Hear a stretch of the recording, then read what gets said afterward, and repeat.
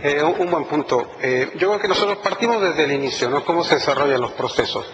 Cuando nosotros llegamos a un lugar nuevo y cada vez más y más los yacimientos mineros se encuentran en lugares mucho más alejados de las grandes ciudades, en lugares muy remotos, partimos nosotros de desarrollar lo que se llama una línea base, una fotografía del tiempo de cómo estaba esa comunidad o ese lugar antes de que nosotros llegáramos y empezáramos nuestra actividad. En esa línea base se determinan componentes ambientales, obviamente, cuál era la calidad del agua, la cantidad del agua de ese lugar, componentes sociales, qué tipo de ejes económicos utilizaban esas comunidades para desarrollar su actividad, en qué se basaban, y después se hace todo el estudio de impacto ambiental en el que nosotros determinamos, y de impacto social, cuáles van a ser los impactos de nuestra actividad, cómo los vamos a prevenir, si es posible, mitigarlos, remediarlos hacia adelante.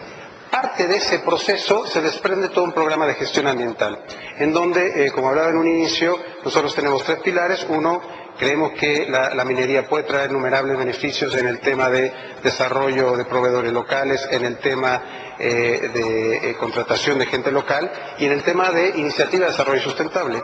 En ese punto en específico, yo creo, y como compañero hemos visto, que ha habido una evolución a través de los años, donde antes a lo mejor era entregar el caramelo y donde el día de hoy eso no funciona, es inclusive contraproducente para la actividad hacerlo.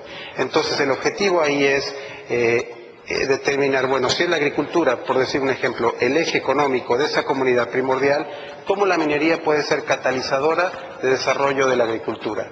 Y no es donando equipo para llevar adelante el trabajo de agricultura, pero puede significar muchas veces hacer vínculos con organismos expertos en el tema, con la municipalidad, con las instituciones locales y la minería también acompañando ese proceso. Tenemos experiencias en Argentina, por ejemplo, reciente, muy exitosa, en donde en la provincia de San Juan, donde está la mina Veladero de nosotros, el monocultivo de la cebolla era un tema crítico.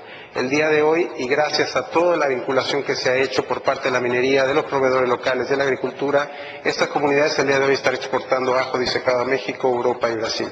Entonces ahí vemos una clara vinculación de cómo la minería pudo contribuir al desarrollo de la actividad agrícola. Y eso es lo que nosotros entendemos como la sustentabilidad del negocio.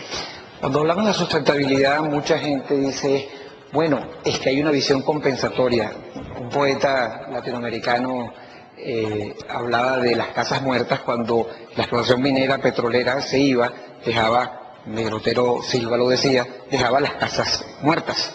Entonces, hay un tema que tiene que ver con que lo social es lo que dispara los cambios dramáticos que se expresan en lo político. Es decir, cuando uno intenta hablar de responsabilidad social empresarial y urge y revisa un poquito cuál es la razón por la que la expresión de ese sentimiento, de esa demanda social insatisfecha, como cualquier mercado, se va a satisfacer. Si alguien no le da la oferta, se va a satisfacer y eso genera un cambio político de fondo. Es decir, quiero cambiar la política, tengo que cambiar lo social.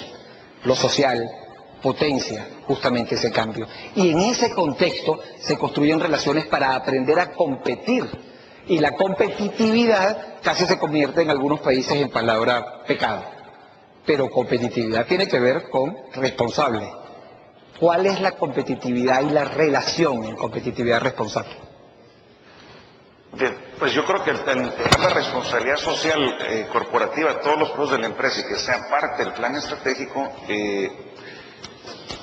nos referimos a todo lo que es el uso de los recursos, por ejemplo. Si nosotros queremos ser responsables con el medio ambiente, tenemos que ser eficientes en el uso de recursos, lo que se le llama hoy en día la ecoeficiencia, y de alguna manera esto logramos pues producir productos más económicos con menos recursos y que nos hacen competitivos en los mercados. Eso es más o menos si tenemos gente que es bien, pues que de alguna manera están incluidos en los procesos de responsabilidad social corporativa, también es gente que es mucho más leal a la empresa y mucho más capacitada y de alguna manera también nos permite ser más competitivos. Entonces, en ese momento es donde realmente integramos todos los procesos y somos una empresa competitiva en relación a las que no aplican todos estos conceptos.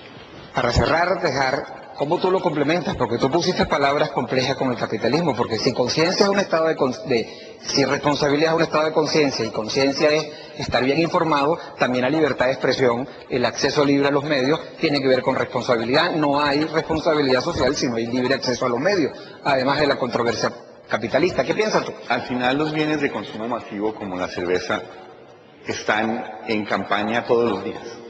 No cada 4 años, sino todos los días se enfrentan a una elección. El consumidor vota con su billetera. Y los consumidores no son marcianos que viven en un planeta separado de las realidades sociales y ambientales. E independientemente de su estrato socioeconómico, tienen un interés de vivir en una mejor sociedad. Entonces, una empresa que arrogantemente desconoce las preocupaciones que tengan sus consumidores en temas sociales y ambientales, corre el riesgo de llevarse una fea sorpresa en el lugar de mercado en el momento de la compra. Le doy un ejemplo.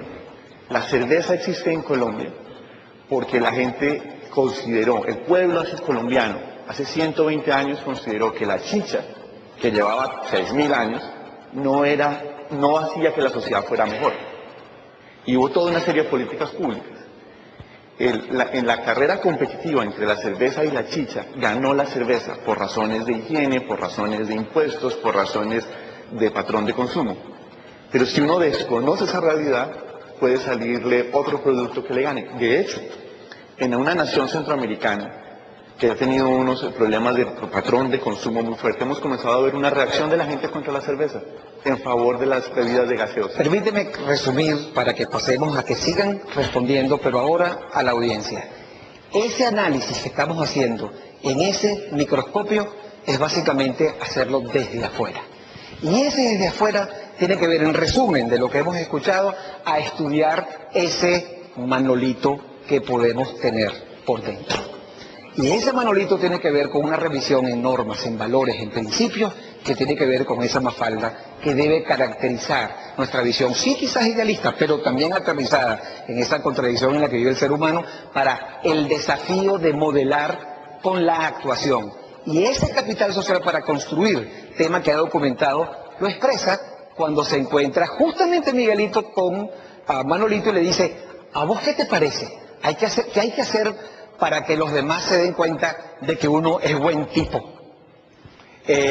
Mira, Miguelito, lo que debes hacer es que los demás solamente crean que sos un buen tipo. Porque si llegan a darse cuenta, está frito. ¿Cuál es entonces el desafío? En un resumen, ¿cómo vincular la estrategia al mensaje de la empresa? ¿Cómo la estrategia de la empresa expresada en mensajes es a partir de habilidades de la organización que puede conectarse? Pero ¿cómo desarrollar un modelo de gobierno que haga que esto sea sostenible en el tiempo? Ese modelo solamente puede funcionar si entonces nivelamos lo que hacemos para ser coherentes, alineamos lo que pensamos para ser consistentes y direccionamos la empresa para modelar con nuestra actuación. Ese concepto está básicamente vinculado a cada uno de los elementos que resumen las ponencias en la relación de cada uno de estos elementos y que es una maquinaria que activa al ciudadano, a la empresa y al Estado en un equilibrio que lo que busca es dar sostenibilidad a esa reputación que aspira la empresa, porque genera credibilidad, confianza que se plantea en el negocio, que a través de la ética, como decía José Miguel, manifiesta a través de lo que hago, no de lo que digo, termina concluyendo a una empresa socialmente responsable. Y es básicamente el elemento que compartimos en la mañana de hoy. Y muchísimas gracias, Irene. Gracias por la invitación de nuevo.